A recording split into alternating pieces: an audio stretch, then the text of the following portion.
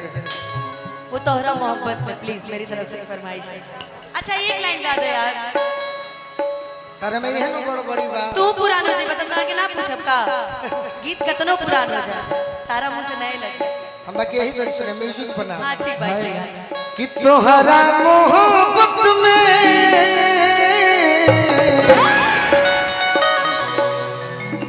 ये जिंदगी खराब हो गई। दिल जब से तोड़लू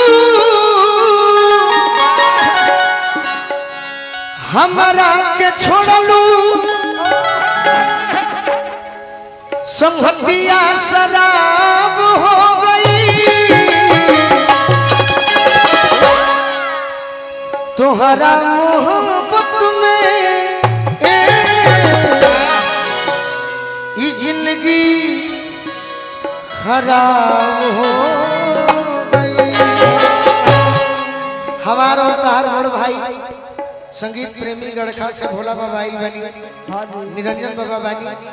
तो कुछ आज तू हिंदी में कहो चाहे भोजपुरी में कहो सब ठीक है बाकी आप कुछ बोलिए हम उसमें हिंदी बोल देंगे चाहे भोजपुरी बोल देंगे जो आएगा बोल देंगे। आज तो यूट्यूब वाला लोग के बुझाते हैं कि आज लॉकडाउन खत्म भइल हो। हमरा ही लगा रुकी ना असगर भैया रुकी असगर भैया रुकिए रुकिए एक मिनट हमके लगा था भैया कि आज जनता से ज्यादा तो कैमरा लगल बैठे। अरे लोग के लॉकडाउन टूटल बा पूरा बिहार का कैमरा मान भैया बा ठीक बा। व्यवस्थापक साहब की सियातो बनी तरुरा सब खाती हम लड़नी है कि ये लोग अगर हट जाए हैं तो फिर हमनी के देश विदेश में देखी के और सब माध्यम बनी ये लोग के रहे दे अपन व्यवस्था रहुरा देखे।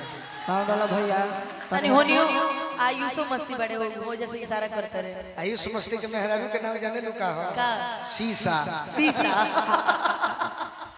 शीशा का जरूरत नहीं के साथ सही राहुल संग शीशा वाह बहुत कुछ नहीं। आप अभी मैं का कहते बात कही हम नया कहिए गो कहिए काहे राहुल भैया कह दी भाई याद नहीं खे का कहीं एकरे खातिर कुछ कहो ठीक है बा। आहा हा याद करो सब भाई सावन के महीना बा तो भक्ति ना सुनाई। अनुपमा के बियाह हो गइल बा सपना में आ सावन के बाद होइबे न करी कौन साल लगी 1 साल 2 साल ओकरा बाद हमार होई चाहे ना हो। पहले आपका होगा पहले जिस हिसाब से इनकी परिस्थिति दिख रही पहले इनका होगा। तू कहबो बाकी अच्छा कि बिना रे सजनवा अरे सवाना नहीं लय हो गइल बा। इसे नया सुनाओ तनी निसार भैया तो निकाली जल्दी में एकदम रवि जी के हैंड राइटिंग हो। हां जी यही में से हो यही में से हाँ ये कि फागुन में दिल देवर लेला अरे चैत में भाता एह सावन में माजा मारे हो नैहर गैया। एह सावन में माजा मारे हो नैहर गैया। फागुन में दिल देवर लेला चैत में भाता फागुन में दिल देवर लेला चैत में भाता एह सावन में माजा मारे हो नैहर गैया।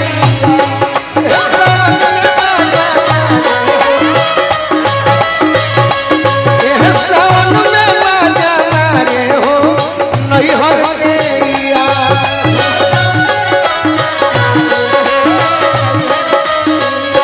अनुपमा ये चल बाबा हम सुनले बानी तारा बारे में का कि जालू नई हर गोरी चाहे हम ही होके नई हर में हां जी कि जालू नई हर गोरी राखी के बहाने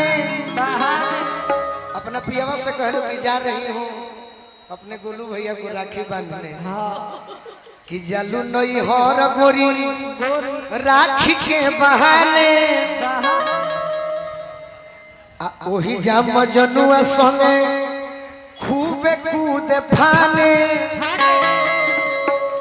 और का अरे कि तीन गो कुकुर रखलू कुकुर माने मजनुआ मजनुआ के कुकुरन भइल बड़े कि तीन गो कुकुर रखलू अरे रहलू जब कुआ एह सावन में मजा मारे हो नहीं हर के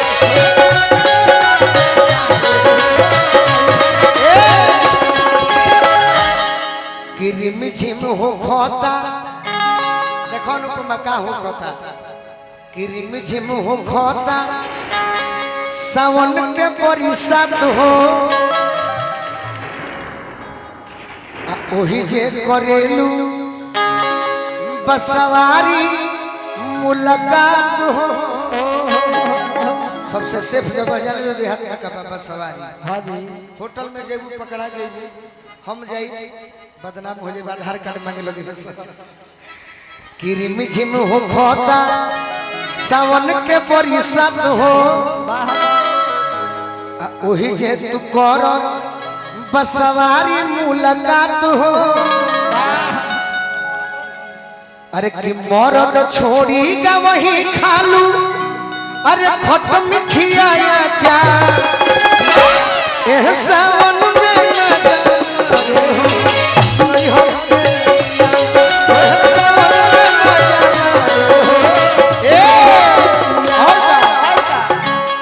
तो केहू के पुरु निरंजन बाबा केहू के पुरु तो पश्चिम भरी कोई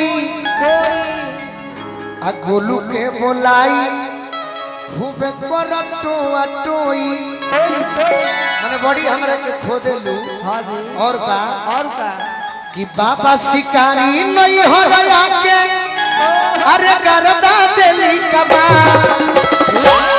कि बाबा हमर भोला अरे नहीं हो रहा के करदा दिली कबा एह सावन में मजा रे हो नहीं हर के या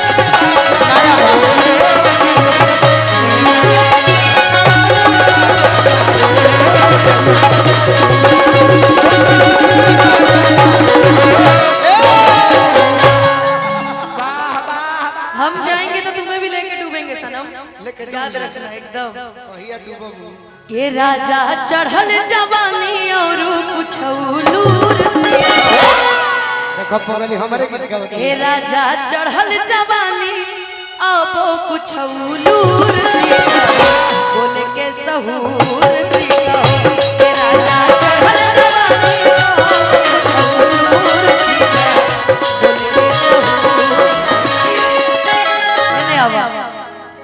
कि रहला कि बहुत रहला पीरो में कि बहुत रहला पीरो में आ रहल गोरखपुर सिया बोल के सहूर सिया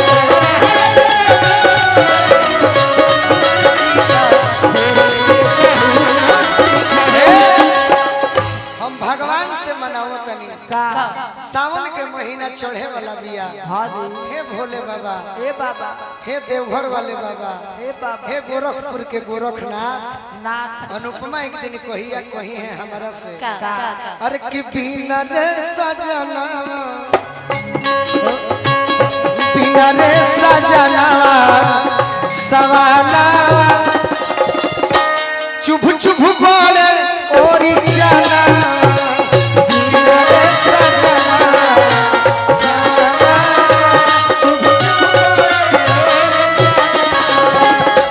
गिरी मझी मझी सी परे